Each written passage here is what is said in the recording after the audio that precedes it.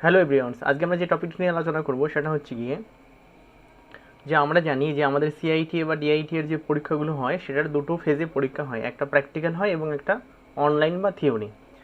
তো এই প্র্যাকটিক্যাল পরীক্ষা কীরকম হয় আমি আজকে কয়েকটা সেট আপনাদের সামনে তুলে ধরছি। দেখুন এখানে স্ক্রল করছি সেটগুলো, যেমন সেট 1 হলো, এটা সেট 2। তো এই করে 4-5টা সেট আমাদের আছে বা পরপর বসানো হয় স্টুডেন্টকে সেট চেঞ্জ করে করে।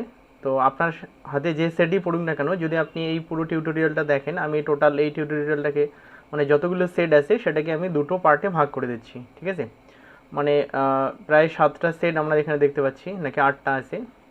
তো 4টে সেট মিলে একটা কন্টেন্টস করে নিচ্ছি এবং পরের 4টে নিয়ে আরেকটা, ঠিক আছে। তাহলে আপনার শুরু থেকে পুরো টিউটোরিয়ালটা পুরোটাই দেখুন, তাহলে আপনার পরীক্ষা দিতে আর কোনো অসুবিধা হবে না। তবে যদি কেউ ভিডিওটি প্রথমবার দেখছেন তাহলে অবশ্যই চ্যানেলটিকে সাবস্ক্রাইব করবেন এবং পাশে থাকা বেল আইকনটি বাজিয়ে রাখবেন। তো শুরু করা যাক। দেখিনি আমি এখন সেট 1 স্টার্ট করব। তো সেট 1-এ প্রথমেই দেখুন সাবজেক্ট আছে গিয়ে ডস। তো ডসে আমাকে বলেছে কি ক্রিয়েট এ ব্যাশ file which will display the following, যেখানে আমরা এই কমান্ডগুলো দিয়ে রান করব। তো দেখিনি প্রথমে স্টার্টে যাব, স্টার্ট থেকে আমরা সিএমডি লিখব। তো কমান্ড প্রম্পট ওপেন হবে। এইখানে আমি প্রথমে লিখব কপি স্পেস কন। আচ্ছা দেখুন আমি কিন্তু ডিরেক্টরি চেঞ্জ করিনি। অনেক ক্ষেত্রে কি হয়, ডিরেক্টরি চেঞ্জ করলে পরে ব্যাশ ফাইল তৈরি হয় না। তো সেক্ষেত্রে আপনি ডাইরেক্ট যেখানে আপনার কার্সারটা থাকবে সেখানেই করবেন। কপি স্পেস কন স্পেস ধরে লিখলাম পলি ডট ব্যাট।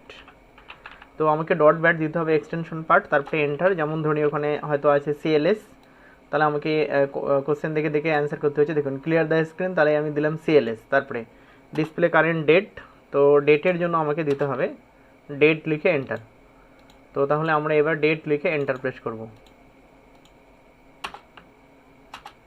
তাহলে ডেট, তারপর হয়তো টাইম আছে, টাইম লিখে এন্টার দিলাম। তারপর হয়তো ভার্সন আছে, ভার্সন লিখে এন্টার দিলাম। ভিইআর ভলিউম সিরিয়াল নাম্বার আছে, ভিওএল ডিআইআর স্ল্যাশ হয়তো এ মাইনাস ডি হতে পারে শুধু ফাইল, বা ডিআইআর স্ল্যাশ এডি হতে পারে অনলি ডিরেক্টরি, বা হতে পারে ডিআইআর স্ল্যাশ এএস মানে অল সিস্টেম।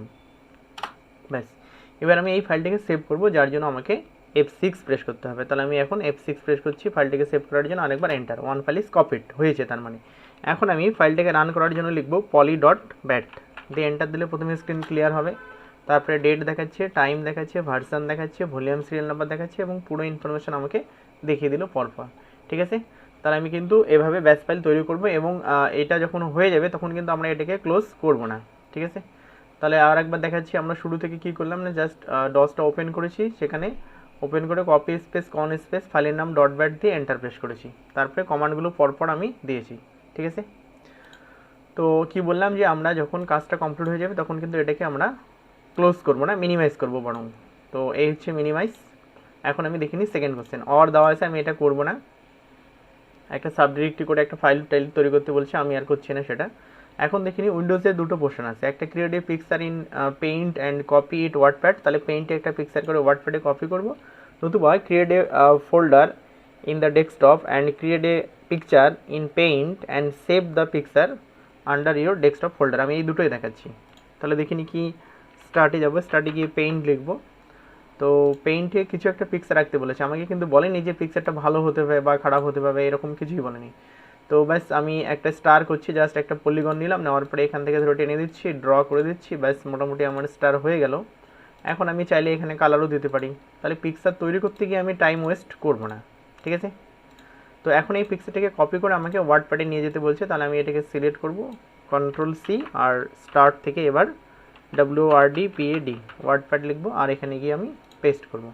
তো পেস্ট করার জন্য কন্ট্রোল ভি, ব্যাস হয়ে গেল। তাহলে এটাও মিনিমাইজ করে দিলাম। নেক্সট, এবার দেখে নেওয়া যাক কি ডেস্কটপে একটা ফোল্ডার করে সেখানে পেইন্টে পিকচার রাখতে বলছে। তাহলে আমি রাইট ক্লিক করলাম ডেস্কটপে, নিউ, দিয়ে ফোল্ডার, ধরুন এই ফোল্ডারের নাম দিলাম এক্সাম 22, ওপেন করব। এখানেই রাইট ক্লিক করি, নিউ, এই যে বিট ম্যাপ ইমেজ যেটা আছে সেখানে ক্লিক করব, কিছু একটা নাম দিলাম, ধরুন কি অমিত। তো এবার এই ফাইলটাকে ওপেন করব, রাইট ক্লিক, ওপেন উইথ, দিয়ে আমরা পেইন্ট করব। আর এখানে কিছু একটা পিকচার রাখবো, ধরুন এরকম কিছু একটা ড্র করা হলো। জাস্ট আমি এটাকে সিলেক্ট করছি, সিলেক্ট করার পরে ধরে শিফট ধরে এটাকে ড্র করে দিচ্ছি। তাহলে সিলেক্ট শিফট ধরে ড্র করে দিলাম, ব্যাস হয়ে গেল। এবার আমি এটাকে সেভ করে দিই, কন্ট্রোল এস, আর ক্লোজ করে দিই। তাহলে দেখুন আমরা ডেস্কটপে একটা ফোল্ডার করেছি আর এখানে একটা পেইন্টের পিকচারও করেছি, ঠিক আছে, মিনিমাইজ করা থাকলো সবগুলো কিন্তু।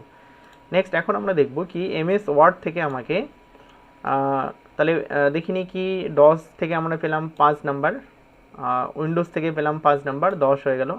এখন এমএস ওয়ার্ডে অনেকগুলো কোশ্চেন আছে, পরপর নাম্বার ওয়াইজ দেওয়া আছে। Type the following paragraph and make 2 columns and make lines, কী বলছে, মেক লাইন্স বিটুইন 2 কলামস। তো এটা খুব ইজি, এমএস ওয়ার্ড ওপেন করাই আছে, বা আমরা স্টার্ট থেকে উইন ওয়ার্ড লিখে এন্টার দেবো।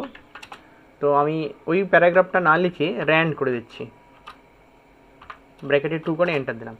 এখন আমি এই পুরোটাকে সিলেক্ট করব, সিলেক্ট করার পরে যাব page layout tab, columns, more columns, number of columns 2, আর এই লাইন বিটুইন করতে বলেছে, ঠিক আছে, তাহলে লাইন বিটুইন করে দিলাম, দেওয়ার পরে ওকে। তো ব্যাস এইটুকুই করতে বলেছে, আমাকে 2 কলামে ভাগ করতে বলেছে।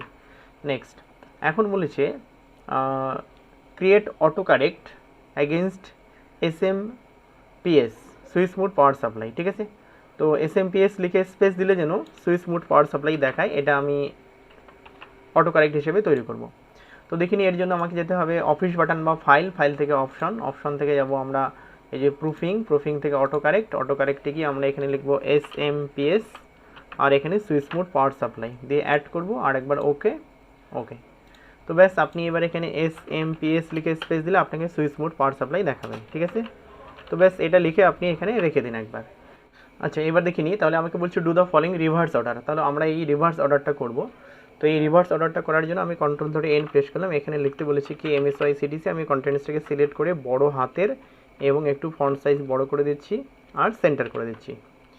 এখন আমি ইনসার্ট থেকে শেপস নেওয়ার পরে একটা এরকম সার্কেল নিচ্ছি, এর উপরে ড্র করে দিচ্ছি এবং ওয়ার্প টেক্সট বা টেক্সট র্যাপিং থেকে বিহাইন্ড টেক্সট করব, আর এর কালারটাকে ব্ল্যাক করব এবং টেক্সট কালারটা সিলেক্ট করে এরকম আমরা এটাকে হোয়াইট করে দেবো, ঠিক আছে। তাহলে এটা হয়ে গেল রিভার্স অর্ডার। নেক্সট দেখে নিই, বলেছে create your own resume including with qualification and experience. তো দেখুন এই রিজুমটা করতে প্রায় 1-1.5 ঘন্টা লাগবে, তো পরীক্ষায় কিন্তু আমাকে অত বেশি করতে হবে না। দেখিনি আমি কন্ট্রোল এন করে দিলাম, দেখিনি প্রথমে লিখে নিচ্ছি resume, control E for centre করার জন্য বড় হাতের করে দিলাম। তারপরে এবার আমি এখানে নিজের নাম লিখছি, ধরে কি অমিত সাহা, কার্সারটাকে বাদিকে নিয়ে আসবো, কন্ট্রোল এল, ধরে এখানে লিখছি ভিলেজ, ধরে লিখছি বাগবাড়ি, পোস্ট লিখছি মকদমপুর, PS লিখছি ইংলিশ বাজার, আর ডিস্ট্রিক্ট দিচ্ছি মালদা, পিনকোড দিয়ে দিচ্ছি 732101। ব্যাস এবার আমি কার্সারটাকে বাগবাড়ির পাশে রেখে ট্যাব টেস্ট করে ডান দিকে গিয়ে এখানে লিখে দেবো ফটো, আর ইনসার্ট থেকে শেপস নেওয়ার পরে একটা শেপ নিয়ে এখানে টেনে দেবো, আর একই রকম ওয়ার্প টেক্সট থেকে এটাকে বিহাইন্ড টেক্সট করব, আর এইখানে ABCতে গিয়ে ক্লিক করব, ঠিক আছে। আর যদি আপনার 2007 হয় তাহলে এখানে ডাইরেক্ট অটোমেটিক্যালি হবে, সেক্ষেত্রে আর ABCতে ক্লিক করতে হবে না। এখন দেখিনি আমি কার্সারটাকে পিন নাম্বারের পাশে রেখে এখানে লিখব ধরি ইমেল আইডি, শুধু ইমেল লিখলাম কি amit01@gmail.com, আর কেউ যদি ভাবে কি ফোন নাম্বার এখানে দেবো তো দিতেই পারি, তো আমি দিলাম ফোন নাম্বার 03512223611, এটা আমি আমাদের নাম্বার দিয়ে দিলাম। এখন আমি এখানে ইনসার্ট থেকে শেপসে গিয়ে একটা লাইন নিয়ে এখানে টেনে দেবো শিফট ধরে, ঠিক আছে, মোটামুটি হয়ে গেল। এখন কার্সারটাকে এখানে রেখে একবার এন্টার দিচ্ছি, যেখানে লিখবো কেরিয়ার অবজেক্টিভ, তাহলে কেরিয়ার অবজেক্টিভ লিখে SWK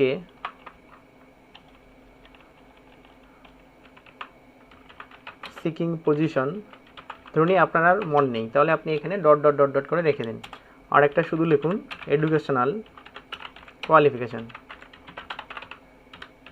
তাহলে এডুকেশনাল কোয়ালিফিকেশান লিখে এটাকে আমি প্রথমে ছোটো হাতে লিখবো বলেছিলাম, তারপরে এটাকে শিফট ধরে বড় হাতের করবো, শিফট F3। কেন ছোটো হাতে লিখলাম না, বানানটা চেক করে নিলাম যে ভুল বা ঠিক আছে কিনা।